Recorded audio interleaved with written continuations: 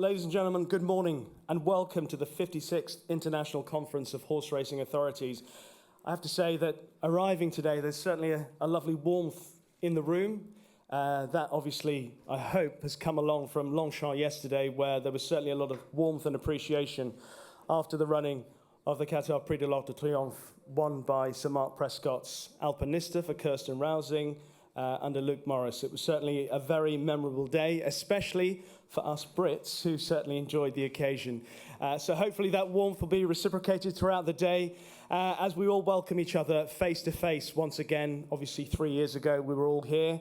We had no idea what would transpire over the next few years. That, of course, will be part of the subject of our conversations later on today. But the best way to start is by welcoming the chairman of the International Federation of Horse Racing Authorities, Winfried Engelbrecht Breskus, to speak and welcome you all to the start of this 56th conference.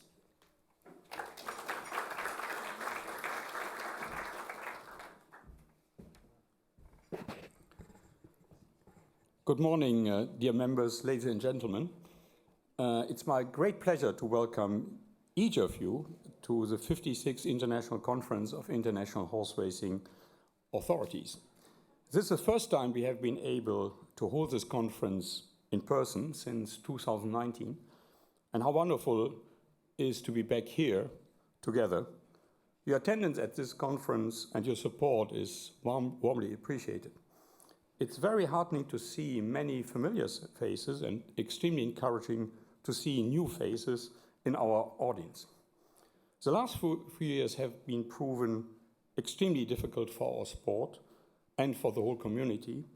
And as we have navigated the COVID challenges, one thing has brought this club, the sport forward, is the sole focus on keep racing going. I believe that we will collectively emerge from the pandemic even more resilient, and with the benefit of lessons learned, we will continue to face many hurdles, particularly with the worsening geopolitical and economic situation, but the sport is also being presented with new opportunities that we must embrace if we are to enhance racing's long-term sustainability.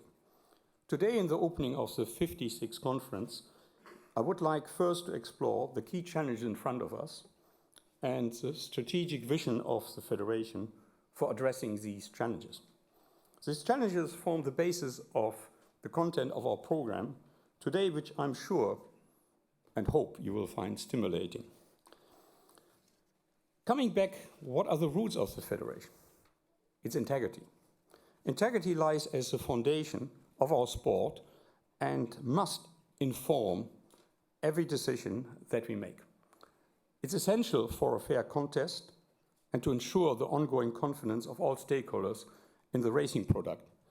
But it goes beyond racing and impacts the entire equine value chain. There's a strong link between racing performance and the selection process for breeding. This means that only where races run on a level playing field can the interest of breeders, owners, trainers, jockeys, and last not least our customers be protected. This is why the Federation has had and will continue to have a very strong and relentless focus on the integrity of racing and an unyielding commitment to supporting its members in this space. Arguably, the single greatest development on the integrity front, not just in the past years, but in recent memories, has been the establishment of the United States Horse Racing Integrity and Safety Authority, or IFHA as it's better known. The introduction of IFHA represents a monumental shift in the regulatory approach to racing in the US. IFHA will oversee US racing with a consistent and harmonized set of rules under a single authority. The single domestic approach will undoubtedly lead to greater opportunities for alignment with international best practices and major components of the International Agreement on Breeding and Racing and Wagering, particularly as it is concerned when it comes to the anti-doping Article 6. Clearly, The Federation welcomes this approach, and it strives to pursue its key objectives of international harmonization of racing rules. It's significant that the US authorities have taken reference to the international agreement and breeding arrangements as their regulation, and that demonstrates the impact of the IFHA can have and shaping and supporting the highest standard of integrity in all jurisdictions.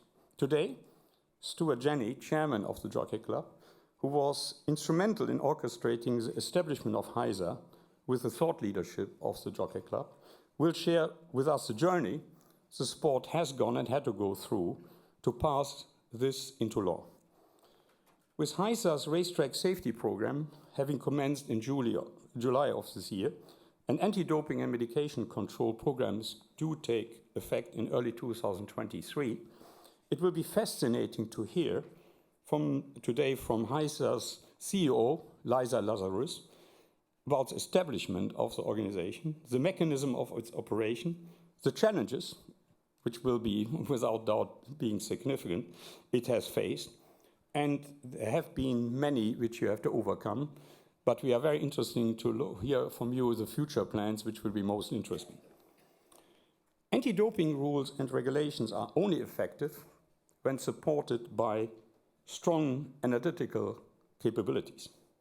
Promoting the highest standard in our racing laboratories is a major focus of the Federation, as seen through the reference laboratory program.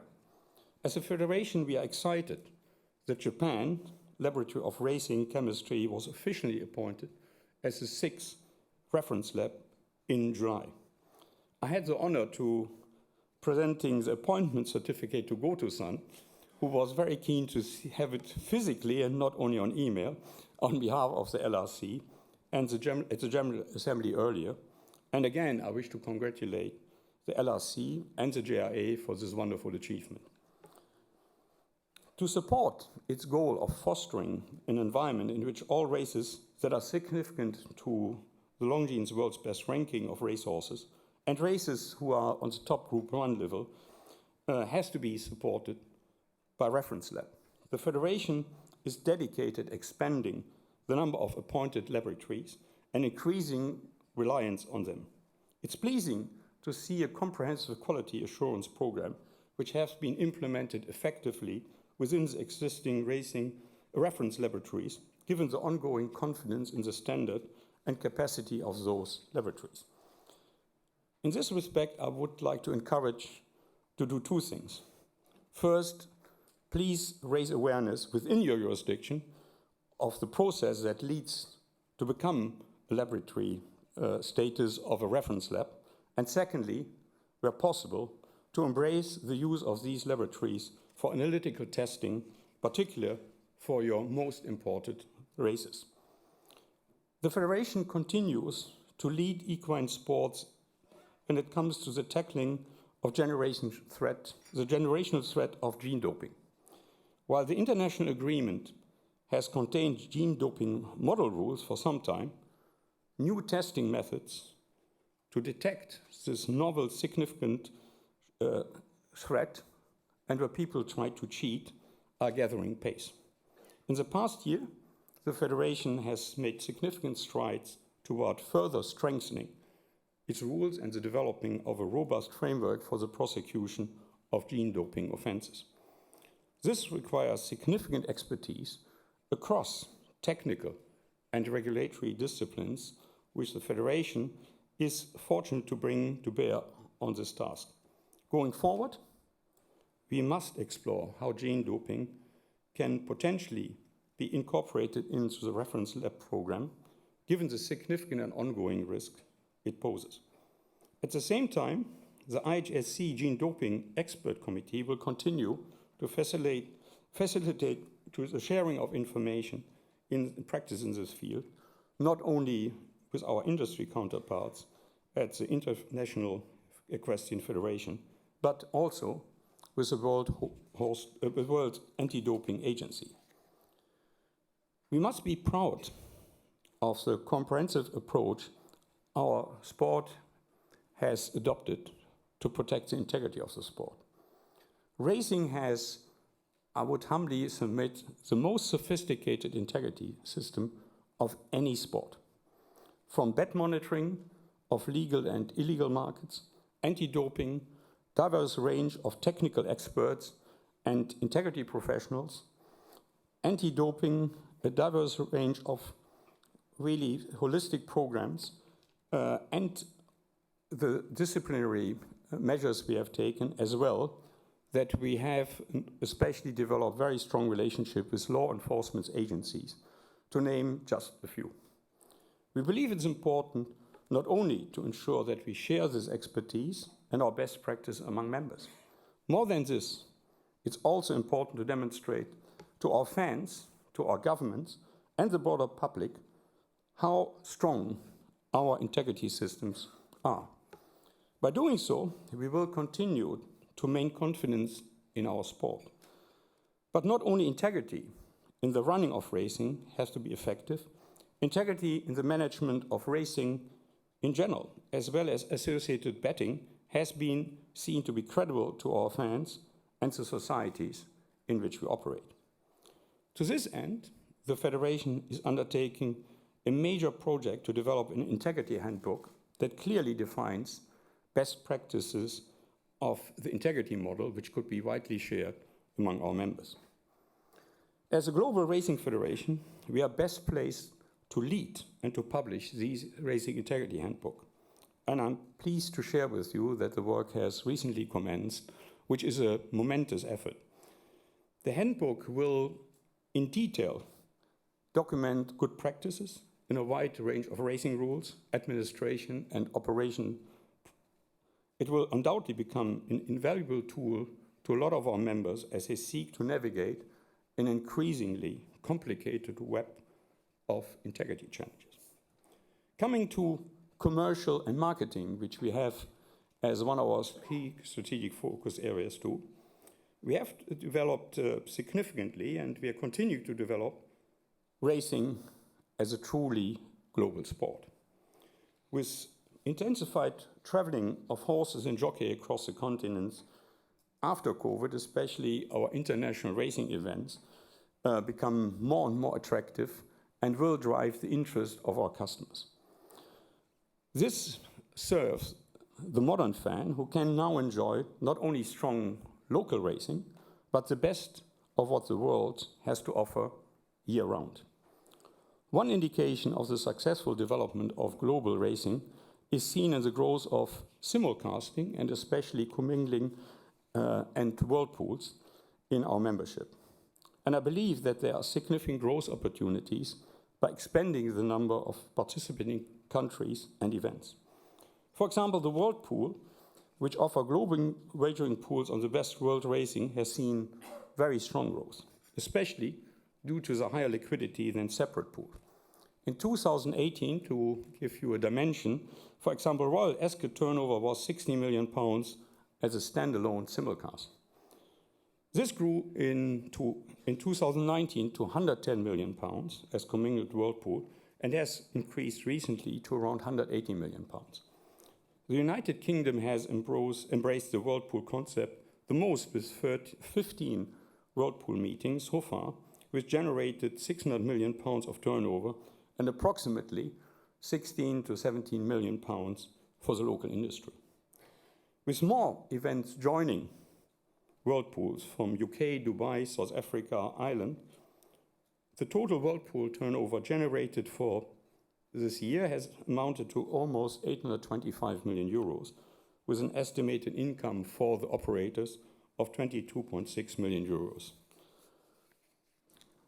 The pandemic has inherently changed the way that fans and punters enjoy to participate in horse racing. A good digital customer experience is not only key, it's a hygiene. And the general trend of digital evolution further emphasizes that all industry players has to adapt quickly to emerging behaviors and to emerging technologies. We have seen various operators swiftly adapt digitalization during the pandemic and has used this as a tool to drive change, which has been significant increase the resilience of racing globally. Wagering operators must further adapt this digital revolution, re-evaluate their strategies, and quickly integrate new technologies into their long-term product development. This approach will allow our industry to tap into the growing market of the next generation enthusiasts, including the Generation Z. The rising consumption power of the newest technology-savvy generation of fans also places an added impetus on racing industry to reinvent traditional engagement models. All the while, we must remain mindful and respectful of significant regulatory changes, landscape changes in which we operate, with an unwavering commitment to compliance with legal and regulatory obligation. We further must navigate changes to regulation from evolving taxation regimes, as we've seen in Australia, as well as bet limits considered in some major countries. We coming then later to the session 2 of today's program, which goes to the core of the future success of our sport. How we can successfully connect with our fan base, with our customer base, and build our fan base much wider than it's currently. Through our session featuring former NBA player and racing enthusiast Tony Parker, we will see a great example of successful, strategic, authentic fan engagement with a global fan base. This will be complemented by a panel discussion which dissects fundamental strategies behind the PMU's effective marketing efforts in relation to promoting of racing. Before concluding my remarks on fan engagement, I would be remiss of me not to mention the late Queen Elizabeth II, who was widely recognized as horse racing's greatest and most influential supporter. At the end of my speech, we will have a video tribute to Her Majesty, compiled from footages provided by our members. Coming to the topic of climate change. Moving from the past to the future, climate change poses a significant barrier to the continued success of our sport and must be promptly addressed to secure a sustainable future of our industry. As the United Nations Climate Change Conference in Glasgow held in 2021, countries reaffirmed the Paris Agreement of the goal limiting the increase in global average temperatures to well below 2 degrees, above pre-industrial levels, and pursuing efforts to limit it to 1.5 degrees. The global agreement to accelerate on climate change in this decade has also been firmed up. The Federation is fully aware of the industry obligation with respect to climate change and associated risks and costs. At a tactical level, climate change will play an unfavorable role to expand the geographical range of animal diseases, such as African horse sickness. The Federation has commissioned an external consultant report on the impact of climate change on the risk of IFHAs spreading into new regions, as well as possible prevention and control measures. Further work will also continue through the International Horse Sports Confederation, which is supporting the development of the promising HRS vaccine candidates. At a more strategic level, we are dedicated to assisting our members to address the challenges posed by climate change. With this in mind, the Federation's Climate Change and Sustainability Committee is making significant headway into identifying priority areas of focus and strategic initiatives and alliances, which will then allow to put our words into action. A real highlight of the conference will be the hearing of Mrs.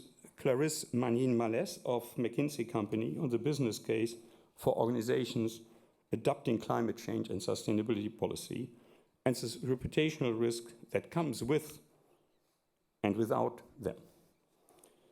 Earlier this summer, the BHA report on environmental sustainability across British racing and breeding was published to support the long-term planning of the industry, marking an important step forward on the ongoing battle against the threats of climate change. Later today, we will hear Brent Dunscher, a member of the Federation's and Chief Regulatory Officer of the BHA, who will share with us the key findings of this report and what this might mean for racing organization going forward. Other strategic areas of focus in the Federation I would like to cover briefly.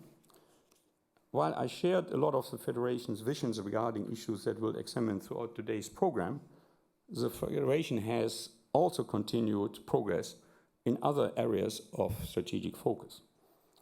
The Federation's work through the International Horse Sports Confederation and in conjunction with the World Organization for Animal Health continues to be pivotal in ensuring we are best placed to proactively address major issues, like African horse sickness and the EI vaccine supplies that can affect the health of our horses and the viability of our industry.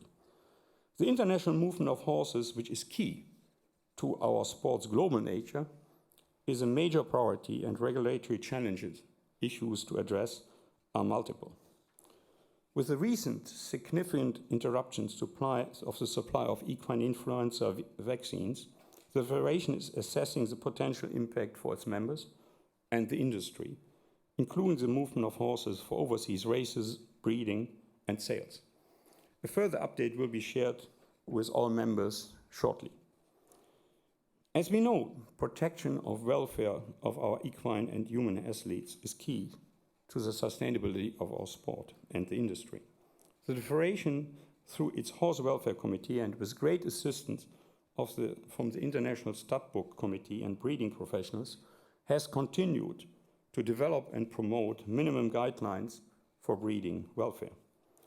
In collaboration with the Advisory Council on the Equine Prohibited Substance Practices, the Horse Welfare Committee has also continued a very active examination of threats to equine welfare during racing, including those from the use of prohibited substances and medications and other practices. The Federation has also been active in improving collaboration with other organizations with which we have shared interest. Given the strong connection between racing and breeding, the Federation is committed to work more strategically with the International Thoroughbred Breeders' Federation on matters such as equine welfare, international movement of horses, and gene doping control. This relationship will be supported by a formal agreement with the parties currently working, and definitely Kirsten Rousing's success of the Arc de Triomphe will further foster our collaboration. The Federation is also taking the lead in the resumption of the delivery of the biennial International Conference for Health, Safety and Welfare of Jockeys, which had been suspended during the pandemic. This conference will facilitate the sharing of information and practices and the development of reforms with an ultimate aim to create a safer and healthier everyday life for riders when they participate in our sport. Despite the challenges presented by the pandemic, our industry has adapted and in many cases prospered. Prize money in major jurisdictions has continued to rise, very significantly in some, and the global yearling markets have remained extremely strong. Further, since the pandemic restriction has eased, we have been seeing the success of major carnivals, including, of course, the Prix de l'Arc de Triomphe, which has been successfully run yesterday, with great momentum to be carried forward in the upcoming carnivals. And we see really the crowd and the excitement coming back to the races is definitely key for our fan engagement and the long-term sustainability of the sport. During the afternoon session, our speakers from member organizations from across Asia, Europe, and Africa will share the key lessons learned, including the need for strategic and consistent government engagement, the importance of creating agile and flexible racing administrations, and the benefits of embracing technology advancements. Finally, we will hear a short presentation from Racing Victoria, the host of the 39th Asian Racing Conference, which will be staged in Melbourne in February 2023, and presents another great occasion for the Racing Committee to come together and strengthen our personal connections. I would like to express the Federation's great appreciation to the Japanese Racing Association, led by the CEO Matsuoka Gato-san, for the significant support it provides on this conference and related events. Thank you, Gato-san.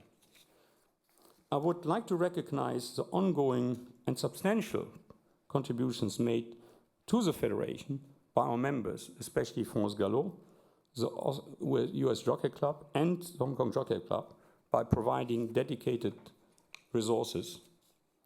I trust the 56th International Conference will be beneficial to all of you and provide valuable insights, no matter what role you play in thoroughbred racing. Please enjoy the stimulating program in the company of your colleagues and friends.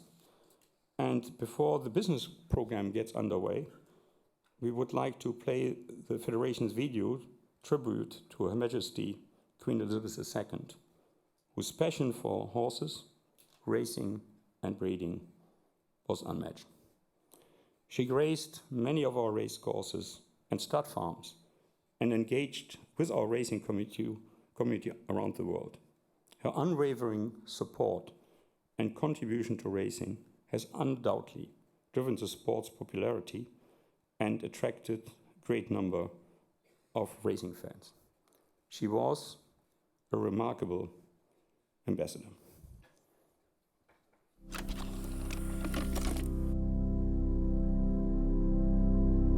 Queen Elizabeth II, a monarch to many, and for 8 decades, the international racing community's best friend. There were many facets to her patronage as a breeder, as the owner of 5 British Classic winners, but above all, as the Queen, whose presence immeasurably enriched a sport she dearly loved. Royal tours to other countries frequently involved a trip to the races, and racing responded in kind. In recognition of her passion, races bearing her name sprung up around the world. Canada in 1946, Australia, Great Britain, and India in the 1950s, Hong Kong, Japan, and Singapore in the 1970s, and the United States in 1984.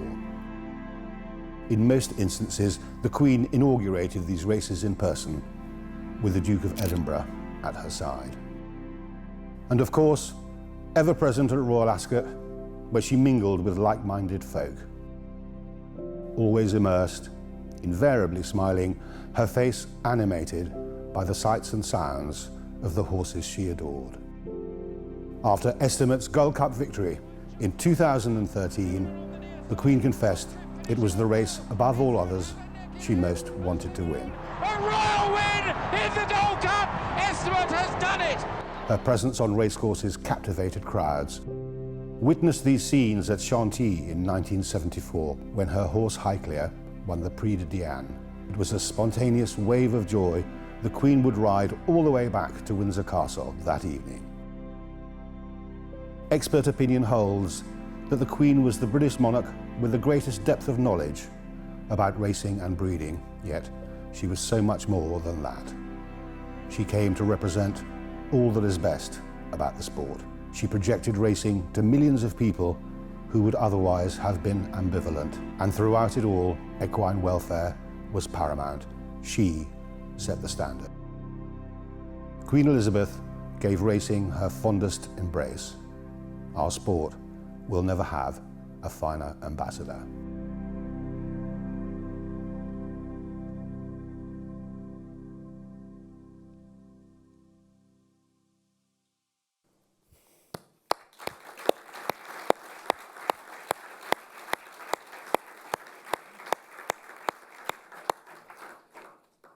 That was extremely touching, and she was a truly inspirational person who will be dearly missed by many the world over. With this, I would like to hand over now to Richie to take you to the conference. Thank you very much for your attention, and please be reassured that we want to stay connected as the International Horse Racing Federation and give us feedback, because I think only together as a team, as a united fraternity of racing, we can really make progress. Thank you.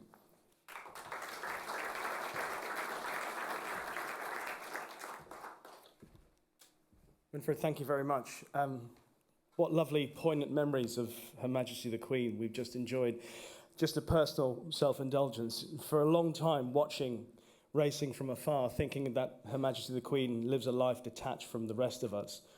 The look on her face after Estimate won the Gold Cup is something that we all, I think, can resonate with whether we owned a horse or we've backed a winner. That feeling, that look of bemusement that something good has happened to us. And if there is some way that we can capture that feeling in this sport and those people in this room to share with racing fans around the world, then I think that's something that we can take from the life and love of the sport from Her Majesty the Queen. And thank you as well, Winfried, for all the food for thought that you've given us for the rest of the day. We look forward now to starting our first session, ladies and gentlemen. We turn our attention to focus on the US Horse Racing Integrity of Safety Authority. And we're delighted to start the session to have the chairman of the Jockey Club, Stuart Janney III.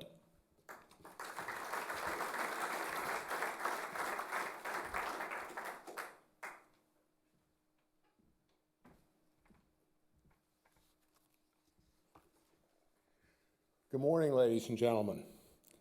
Thank you to Winfried, the members of the Executive Council of the IFHA for the kind invitation to speak. And before I begin, I would just like to, on a personal note, say how much I've enjoyed the last couple of days.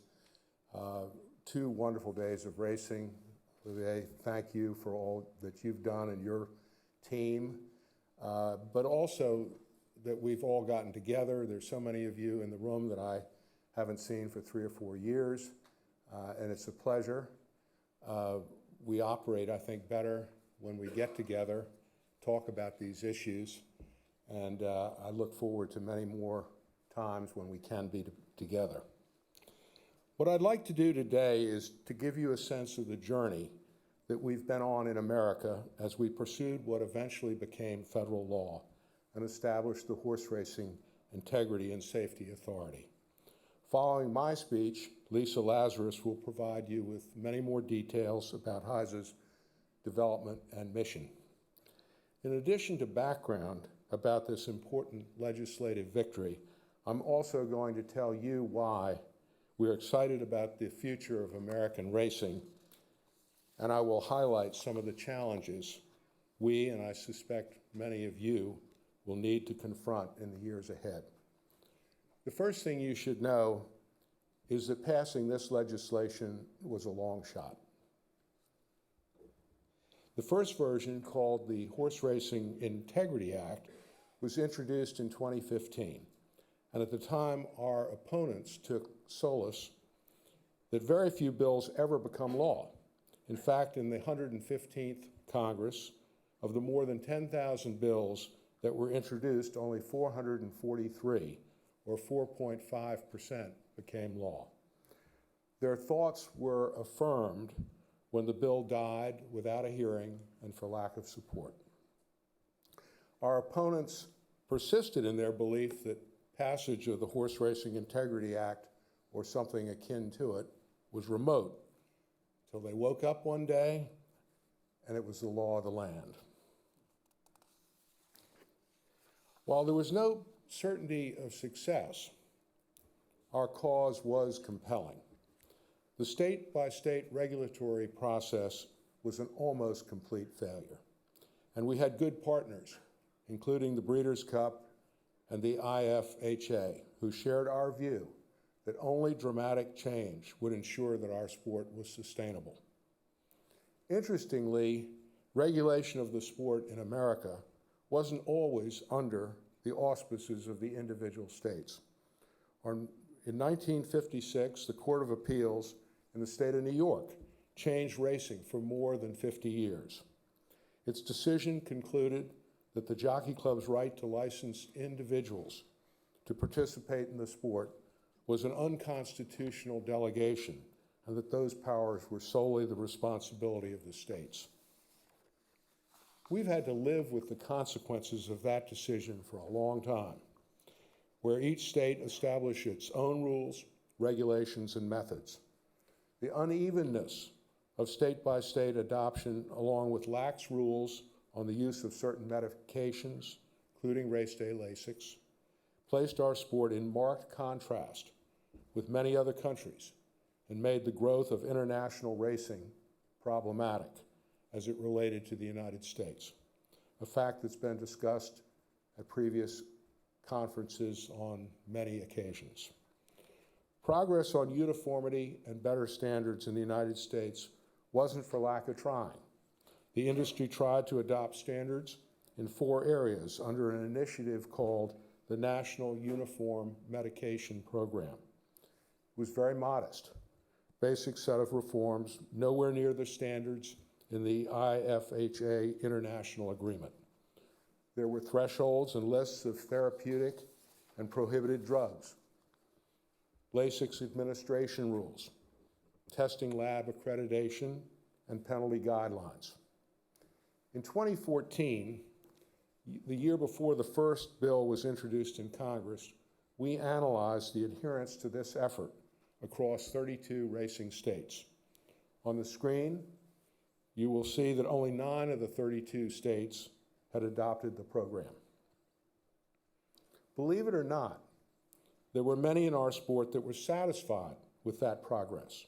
In fact, the leader of the Trade Association of State Racing Commissions at one point bragged to Congress about the many thousands of tests of biological samples from horses, noting that an impressive 99.5% of those were found to contain no foreign or prohibited substances.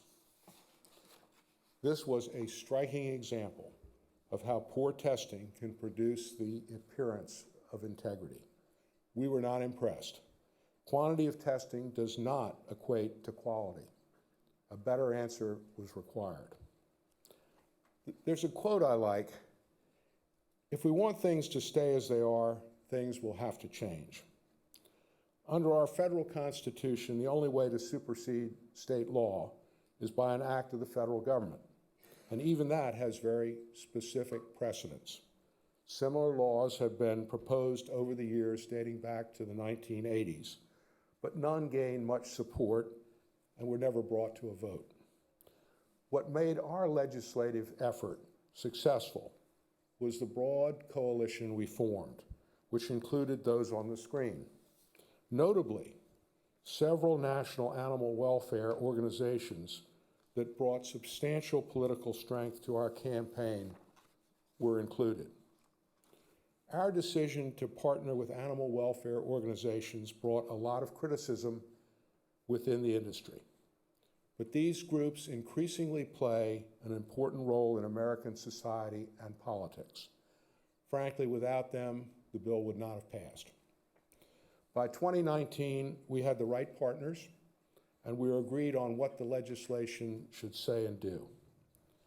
At that point, 2 separate, very well-publicized crises brought the issue forward to our advantage. First, by shredding our opponent's claim that there was no problem to solve, and then by attracting the attention of important congressional leaders. First was a series of equine fatalities at Santa Anita Park that attracted intense national press coverage. Second, the arrest by the Federal Bureau of Investigations in March of 2020 of several dozen individuals accused of crimes generally related to the doping of racehorses. The group included trainers, vets, and suppliers. Several years earlier, the Jockey Club had engaged the internationally known private investigative firm Five Stones Intelligence, and they played a very crucial central role in discovering evidence that led the U.S. government to pursue these cases. As of today, more than 20 persons have been found guilty with a total of more than 40 years in prison and fines, seizures, and restitution exceeding $60 million. A handful of cases remain, and we expect them to be complete in 2023. Just days after the March 2020 arrests, the Washington Post published an opinion from their editorial board with the headline, "Horse racing has outlived its time." That piece became a call to action for our legislative leaders, particularly Kentucky Senator Mitch McConnell, then the majority leader in the Senate. With the support of Congress, our legislation was amended to include provisions to regulate safety, and it was reintroduced, passing the House unanimously in August of 2020, the Senate as part of an omnibus bill in December, and 7 days later, it was signed into law by the President of the United States. You should know, and Lisa may cover this later, that opponents of IFHA persist, and lawsuits have been filed in several states trying to delay or scuttle it. But its initial set of rules went into effect on July 1, and we're confident it will survive all legal challenges. Looking to the future, what do we think will be the effect of this bill? I'll let Australia's John Massera share his opinion.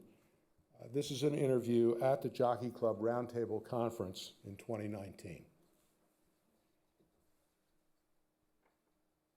I think that having a national drug policy, no drug policy actually, akin to the other developed industries or jurisdictions in the world, Australia, Europe, etc., would unleash a monster here, an economic monster that everyone's talked about why people don't want it.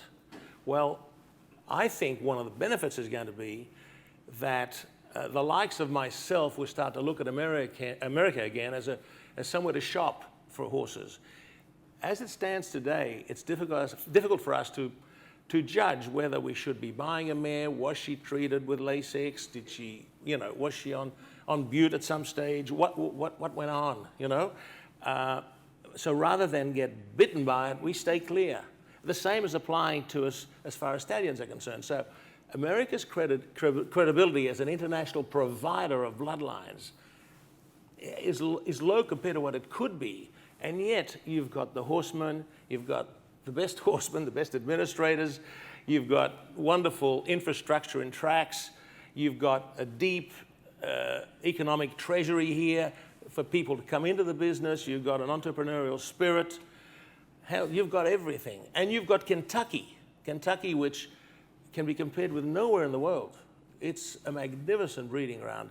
You've got everything to unleash a monster of economic rewards if you were to join the rest of the world in this harmonization in terms of, the drug rules. Thank you, John. I hope you're right. IFHA is not the only good thing happening in the United States. That gives us confidence in the future of the sport. Even during the pandemic, horse racing has thrived, and Winfred made mention of that. National handle turnover has increased steadily over the past 5 years. During the height of the pandemic, horse racing was one of the few professional sports to continue operating, a real testament to the many men and women who care for our horses and those that work to operate racetracks and training centers. I know David O'Rourke is here. I'm on the board of the New York Racing Association, and the amount of work that team did and the coordination with the authorities in New York State was really extraordinary. No doubt a contribution to this success is also the rapid expansion of online gaming, wagering, and the substantial increase of our product on television.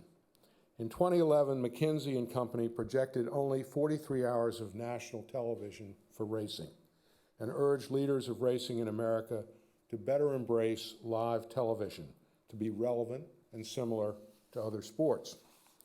Thanks to investments made by the Jockey Club Breeders' Cup, and the New York Racing Association in particular. This year we are projecting well more than 1,000 hours of national television. Horse auctions. We've just concluded a booming sale of about 3,000 thoroughbred yearlings at Keeneland, with a record gross of more than $400 million. And the August Fasig-Tipton-Saratoga sale also set new records across the board, 14 yearlings selling for more than $1 million each. This all occurred despite an historically strong dollar, which diminished the foreign participation at both sales. It's a huge testament to the strength and quantity of Americans that want to be a part of our sport. Finally, we're seeing stronger interest in our biggest and best-known events. Crowds again flocked to Saratoga and Del Mar this summer, and interest in betting on Triple Crown races was strong, even without the possibility of a Triple Crown winner. So you can see, in a lot of ways, American racing is on the upswing. But we can't be complacent. Things will still have to change for American racing, and I think perhaps for all of us, challenges very much remain. It's important to realize that the urbanization of America means 4 out of 5 people now live in densely populated communities. Fewer and fewer people are directly familiar with farming and livestock, and as a result, we see animal welfare become an important policy driver, or spurred on by lead stories in our leading mainstream media. I believe it's going to be the same across the world. How well we treat our equine competitors will be an important component for the growth and popularity of thoroughbred racing when they're on the racetrack and when they retire. Second, as keeper of the American Stud Book, we have the responsibility to ensure that the integrity of the breed is maintained. John Massera made it clear that potential buyers of American bloodstock do have concerns. He said, America's credibility as an international provider of bloodlines is low compared to what it could be. What does that mean for us? It means ensuring that horses achieve their status on their natural ability, not through performance-enhancing drugs or through scientific advances such as gene doping or gene expression. As stewards of the breed, it's incumbent upon all breed registries to maintain the natural purity of pedigrees and the health of the breed within our own jurisdictions. There is no doubt that there has been a narrowing of the genetic profile of horses in our stud books. That trend continues and is accelerating. We need to continue to understand the effects of current breeding practices and consider remedies before it's too late. Let's also remember that the economics of this great sport, which has existed longer than any other, is far from secure. Whether it's protection of racing's intellectual property rights, reliance on alternative gaming or government subsidies, or simply uncompetitive betting options, thoroughbred racing and breeding is increasingly challenged as an ongoing business. Costs to raise and train a racehorse have far exceeded purse growth, and many of our important racing facilities are aging and requiring regular maintenance for current operations and comporting with environmental and safety standards, as well as the extensive improvements necessary to compete with other modern sports and entertainment venues. I don't have an easy answer for you other than to say that we continue to need to seek new revenues wherever they may be. They are out there. We need to find them. Finally, I'll go back to what we in the United States learned in the aftermath of the successful prosecutions of those persons arrested by the U.S. government in 2020. In those cases, the U.S. attorneys were able to prove the relative ease in which the defendants were able to obtain, distribute, and abuse drugs for performance enhancement in racehorses. And they were also able to prove that these were not just petty crimes. It was a criminal conspiracy of many, many millions of dollars. I raise this point to all of us here with the responsibilities to thoroughbred racing and breeding. With what is at stake in purses, betting pools, the sales ring, collective actions to prevent crimes like these have to be a top priority. To that end, the American Jockey Club will continue to use human and financial resources to protect the integrity of the game and to grow the sport. And we enthusiastically support the work of IFHA, which we believe will help the sport in America achieve the very lofty goals that John Massera said we could. I'll close by thanking you for allowing me the time to share our progress in America and our current challenges. For 56 years, this conference has served to bring the best practices to the thoroughbred world and to grow the sport by encouraging and supporting international competition. The work of the Federation is more important than ever, and the Jockey Club is proud to be central to its progress. Thank you very much.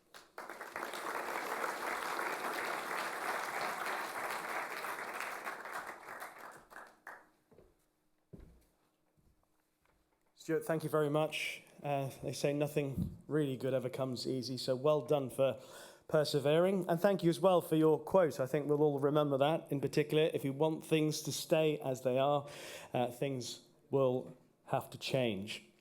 Now, for further insight into the US Horse Racing Integrity and Safety Authority, please welcome CEO Lisa Lazarus.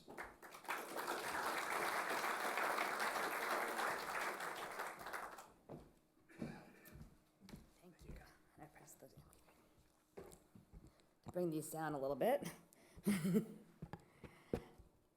Good morning, everyone. It's a tremendous honor to be before you today as the very first leader of a national governing body for horse racing in the United States. It's been a long time coming, and this moment really feels and probably is historic.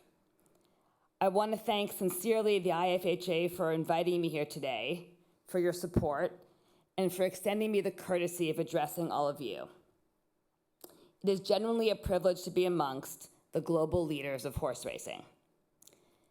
So as Stuart described so well and with the richness of context, the passage of the Horse Racing Integrity and Safety Act was not only an answer to a genuine crisis in American horse racing, but it was also a unifying moment for the industry. The challenging road to make IFHA a reality brought together many important stakeholder groups in the United States and abroad who worked tirelessly in unison to ensure its passage. And while one American horse racing governing body instead of 32 individual regulators seems like an obvious solution to most, IFHA had and still has its detractors. Those who are terrified of change or don't understand that our social license to operate is contingent on putting safety and integrity first. And that really a sport, any sport, simply cannot survive when the rules change each time you cross straight lines. And we all know that sport cannot survive without a strong commitment to safety and fair play in every jurisdiction.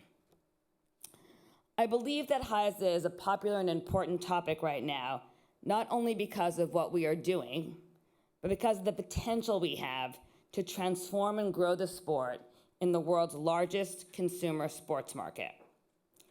Consumers are tough critics, and they want safety and integrity. IFHA is a chance to do that in the United States, and it may be our only chance. So we need to get it right, both for the American racing public, but also for you, our global partners in the sport. We take that responsibility seriously at IFHA. With that background, I must start by thanking Stuart and Jim Gagliano from the Jockey Club and Drew Fleming from the Breeders' Cup and their respective boards, and also Shannon Arvin, who's here from Keeneland, for having the vision, the unwavering commitment, the tenacity to stick with IFHA until across the finish line. There were many challenging moments along the way and times when hope was scarce, but they stayed the course, as Stuart explained. And for that, American horse racing owes them a genuine and tremendous debt. And they've also provided unconditional support to HISA's board and to me personally as we build the organization into the effective regulator it needs to and will be. And I'm particularly grateful that they've cultivated this relationship with all of you and have recognized the importance of American horse racing being part of or participating in the global ecosystem that is the IFHA. And it's terrific to be invited as HISA's representative to join the dialogue in the international exchange. In fact, I remember that in the very first week of me assuming the leadership of HISA, both Jim and Drew spoke to me about the IFHA and its importance and the importance of our participation in it. And one of my very first external congratulations letter was of course, from Winfried that arrived just weeks after me assuming the CEO position. This also feels a little bit like a homecoming for me being here in Paris with representatives from so many different countries coming together to discuss best practices for horse racing. I was the general counsel of the Fédération Équestre Internationale for a number of years, and I spent much of my time working with the 133 national federations to get agreements on policies and regulations that would protect equestrian sport on issues of safety and integrity. I assumed the role of the general counsel position in 2009 following a number of equine positive tests at the Beijing Olympic Games. And I led the overhaul of the FEI's equine anti-doping program, which was then 133 national federations, different countries and languages, coming together to support via the General Assembly a massive reform effort. So when I was interviewing for this role as the CEO of HISA, I thought that, I made the case to my interviewers that this obviously prepared me very well to get 32 or so American racing jurisdictions on the same page. They speak the same language from the same country. Apparently, I might have gotten that one wrong. But it turns out that, that really, as I said, we're working well together. I also wanted to say that I had the opportunity to meet Louis Rominet when I was at the FEI and when the International Horse Sports Confederation was first formed. And it was really a tremendous initiative and obviously been very important and successful for our industry. I also had the opportunity to work for Igmar de Vos, who many of you know was the president and I guess now vice president of the International Horse Sports Confederation. And Igmar taught me that the core values of any horse sport have to start with and end with prioritizing the welfare of the horse and prioritizing integrity. And that is also the ethos on which HISA's regulations have been drafted, and I believe represents our shared and common values across all equestrian disciplines and sports. So now that HISA is law, let me tell you what we've been doing to make it a reality. So I started my position in February of 2002, about 7.5 months ago, full of optimism and energy about the future. And I remember sitting down at my desk and looking at a list of key dates that the interim CEO provided for me, basically deadlines, and a few inspirational quotes and articles on my desk. And I realized that I was looking at a blank piece of paper and that we needed to actually create the roadmap to move HISA from concept to reality. I remember Googling a lot of your organizations and thinking like, wow, you've really got structures and departments and people, and that we were gonna have to work pretty hard to get there and to match your competencies and your successes. And, but I also at the same time felt what a privilege it was to be part of something that could have such a tremendous impact and to take on the mission to help make American racing safer and fairer and restore confidence in the sport. As you've seen from Stuart's speech, there's a tremendous amount we can do if we can achieve that in the US. And so we want to take the ideal of a national governing body and actually make it real. And that's what we've been doing at HISA over the last number of months, trying to make it real. We've been building it, and I must say with some pride, mostly because I have an incredible team and an army of supporters, that we now have a strong foundation, and every day we're adding another building block to that foundation to, in fact, make HISA real. So I'm going to give you just a little bit of background on HISA and our structure. So we have a 9-person board. We have, and as you all know, because HISA was created by Congress, there are certain mandatory governance obligations that we have. And within that board, we have 5 independents and 4 industry members. And that board is working extremely hard and brings a tremendous amount of experience and resource to our initiatives. And we have two standing committees. The first is the Racetrack Safety Committee, and that committee is comprised of 7 experts, 4 independents, and 3 industry. And the Racetrack Safety Committee was charged with formulating and drafting really, the very first set of regulations to impact racetrack safety. And as many of you know, or may know, is that at IFHA, we answer to the Federal Trade Commission as the federal agency that we're responsible to. And so the Racetrack Safety Committee is the body that drafted and debated and ultimately came up with the rules that were approved by the FTC and went into effect on July 1. But before we could implement the rules, and remember we're starting from this blank piece of paper in terms of governance and structures, we had to devise a system where we could communicate with our racing participants and track their activities for regulatory purposes. So we created an online registration system, and we launched a massive campaign to encourage all covered persons, our trainers, jockeys, owners, veterinarians, to register. And then we had to make clear that trainers would also have to register their horses. While there were certainly some challenges, and when you launch a massive, IT and technical effort, and a couple of hiccups, by July 1, the majority of covered persons were registered. And as of today, and this is really over essentially a 6-week period, as of today, we have over 36,000 horses and more than 28,000 persons who are registered with IFHA. And just to give you some context, in 2021, there were 41,000 horses that ran in the United States. And if you consider that IFHA only governs those jurisdictions that export their signal for parimutuel wagering, so there's some of the smaller states that don't come within our jurisdiction, we're pretty much, and since we only started halfway through the year in July, we've pretty much managed to get everybody that we need to have registered. And there are very few who are not registered or are attempting to sort of avoid the rules. Now, just to give you a little bit of an oversight on the rules themselves, the rules themselves cover essentially a number of areas around racetrack safety. And the states still do essentially govern those areas of racetrack safety where IFHA doesn't have a rule in place. So when it comes to the racetrack safety program, which is different from how the anti-doping program will work, there is sort of a shared oversight. But these are the main, we now have national rules around accreditation, around veterinary oversight. We all know that the more eyes you have on horses, the better chance you have of reducing injuries on the track. We have, in the US, we have something called claiming races, which sometimes can be an opportunity for owners to pass on existing injuries or problems with horses, and we have enhanced and much more rigorous rules around our claiming races. We are focusing also on surface maintenance standards and measurement standards, and also, of course, the data, a lot of data around medications and treatments. We're requiring our veterinarians to submit a whole lot of information to us with regards to treatment of horses, so that we can track that information and ultimately give back to the industry through various studies.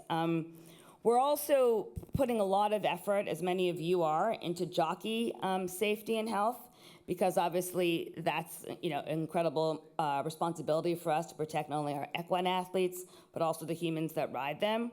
And we have national rules now involving concussion testing, and also jockeys who are required to provide annual physicals, and if they're ever injured in any way, like all of you, we have rigorous return to ride standards. We've also made it a priority to make sure that all of our racing participants have obligations in this new enhanced safety environment. So these rules are the responsibility not only, obviously, of IFHA to implement, but of our trainers and our owners and our jockeys and our veterinarians to abide by them. And we're doing as much education as we can to get everyone on board, as this is obviously a dramatic shift for a number of states. And the rules have now been in effect for 3 months, and we're seeing a meaningful improvement in equine welfare, especially in those states and regions that have historically underinvested in equine safety. And we're starting to see a cultural and attitude shift. We do have our detractors. We've got a lot of lawsuits. Luckily, I'm a lawyer by training, so that I'm used to that. But we do see from those detractors some real conversion over the last 3 months. I think it's a recognition that HISA is here to stay. It's not going away. And what I'm starting to see a lot of in the last few weeks especially is folks on the ground actually contacting HISA from some of these states where safety has not been prioritized to the same extent it's been elsewhere. And they're reporting violations, they're reporting concerns. And so now we can take that information and help address the issues that they're identifying. So that to me is a very encouraging sign. Now, I do want to spend a few moments on what we've learned from the imposition of our crop rule. I know that this is a topic that is being heavily discussed in the international community.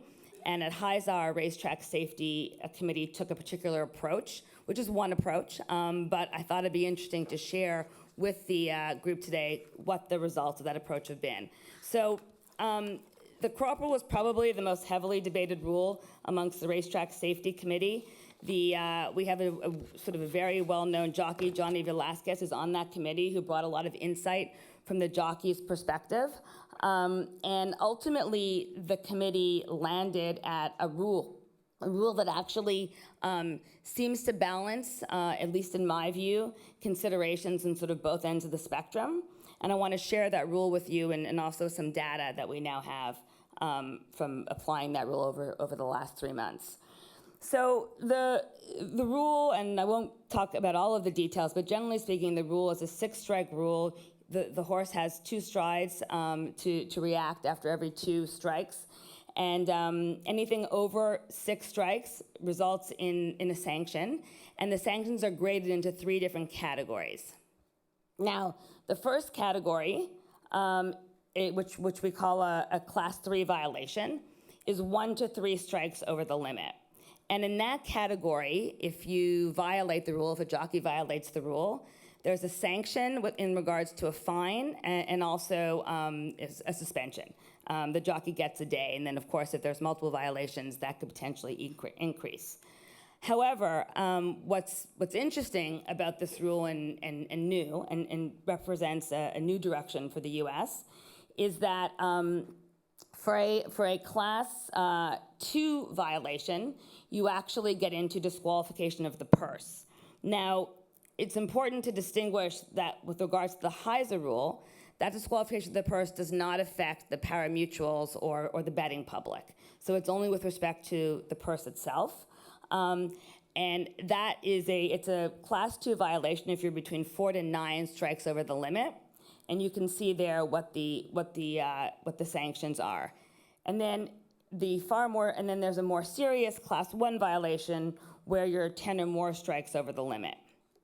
Now, since July 1, when HISA went into effect, there have been 325, wait, let me go back. Could you go back once, Shannon? Sorry. There have been 325 crop rule violations across the country. Of those, 29 involved disqualification of the purse. So that means the vast majority of violations, 91% exactly, are minor and that they're less than 4 strikes over the limit. Only 9% are more serious and have led to purse redistribution. Now, keep in mind, we are talking about a small period of time. It's 3 months only. But we do think, and the experience is that these violations are declining over time. You have to also realize in the US, we had a number of states that have never had any limits on crop use, like none at all. And so this was a really big lift and a really big change for a number of jockeys who race in those states. And so we think that nationally, these numbers, 325 violations, is actually not a hugely significant amount, and that it will come down over time. And also 9%, while it's a small percentage of the 325, we also believe certainly that with the imposition of these sanctions that you're going to see a decrease in those types of violations as well. So we did, and all in all, for the most part, jockeys are adapting to the rules and complying with some of these jockeys are from states that have never had any restrictions on crop use. So an adjustment period is not surprising. And for a national program with such a significant reform, these numbers are encouraging. We also did want to look at 2 questions that we faced, which was, are the horses running slower due to the new crop rules, and has the wagering public been negatively affected?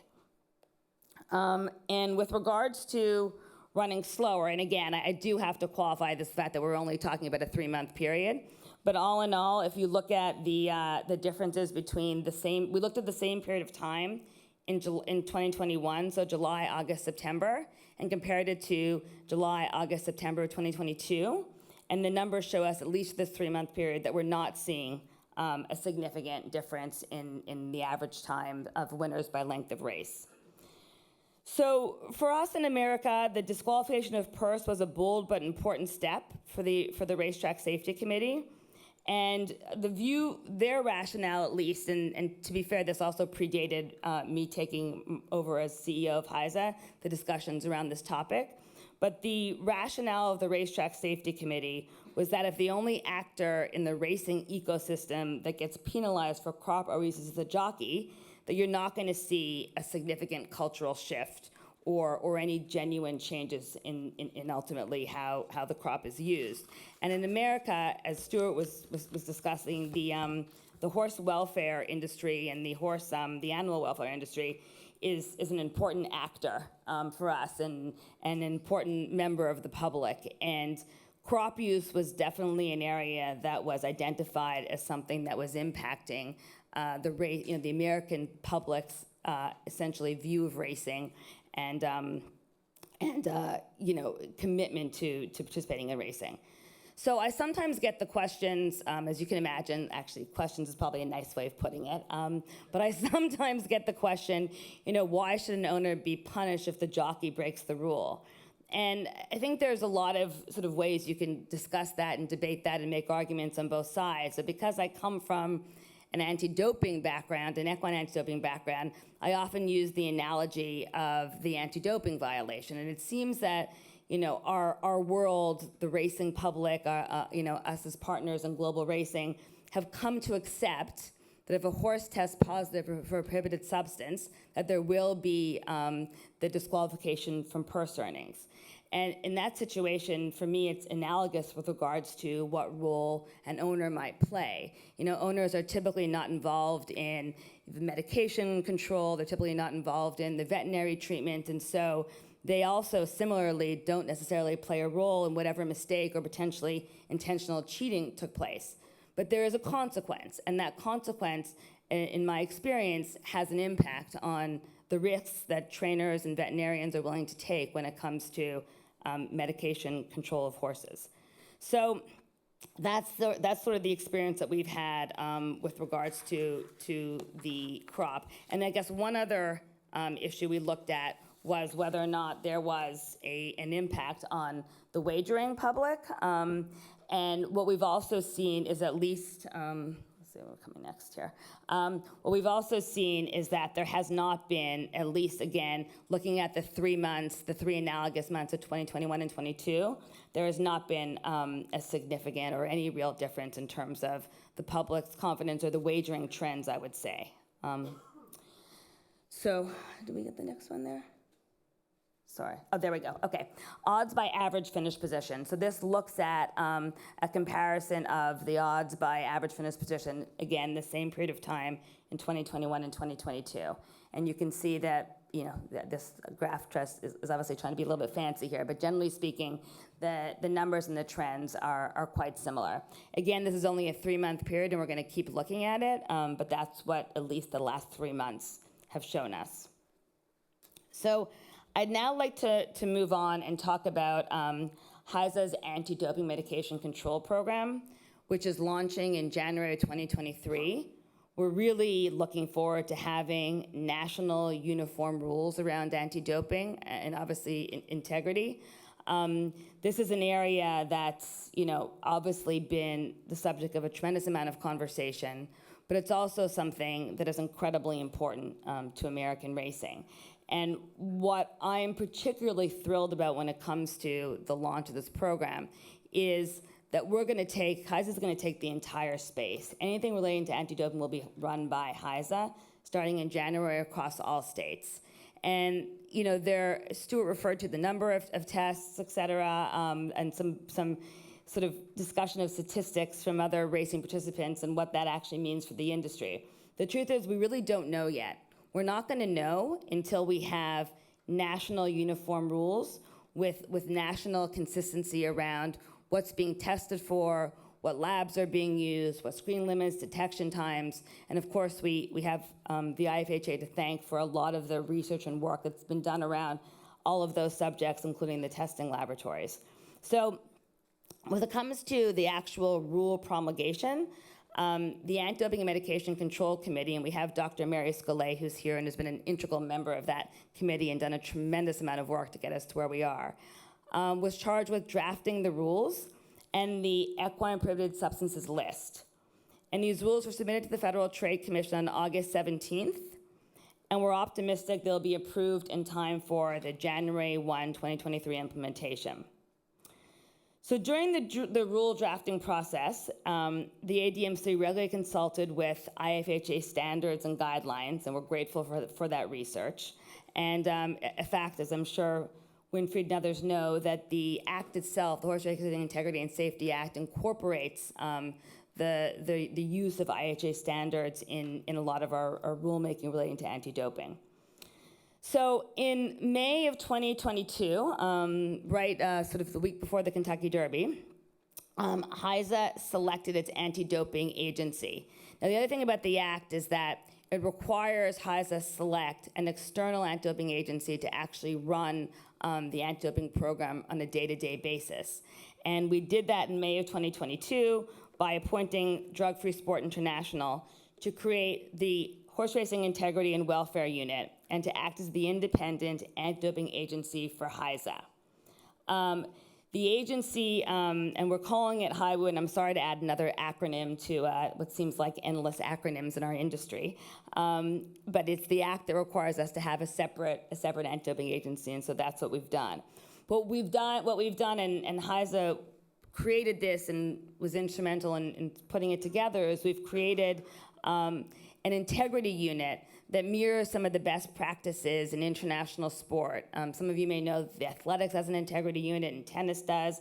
It's sort of the state of the art. I think what you'll see a lot more sports turning to this independent entity to make sure that integrity principles are followed.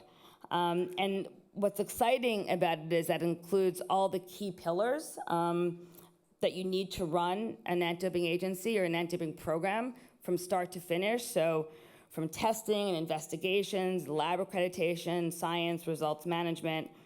And we're hoping that our anti-doping agency, with its science and lab accreditation departments, will be an important contributor to the work of the IHHA in the future.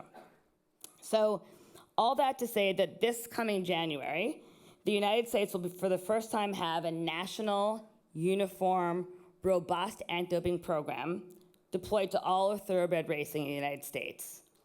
And so we're building it now strategically and methodically, and we cannot wait for it to be operational. This is something the industry has been waiting for, and it will be transformational for our sport, and we believe also for racing globally. In many ways, in the US, we're catching up with some of our international peers, and our hope is that increased safety and integrity standards allow for an even more international sport, with more international racing participants being interested in competing in the US and vice versa. This is what we're working on, and we know that we're going to be successful. Our challenges as an industry will continue to present themselves. From an animal welfare perspective, from bad actors who choose to push the envelope on cheating and performance enhancement, with our competitors for the sports wagering dollar. I look forward to working together as an international community of horse racing regulators to combat these changes and to grow racing together. So I thank you all for your support, for your patience as American horse racing went through this transformation. And as we make HISA, we change HISA from an aspirational idea to reality, and for your partnership in racing. This really is a new day for American racing, and we're delighted to be here with you at the table, making racing better together. Thank you.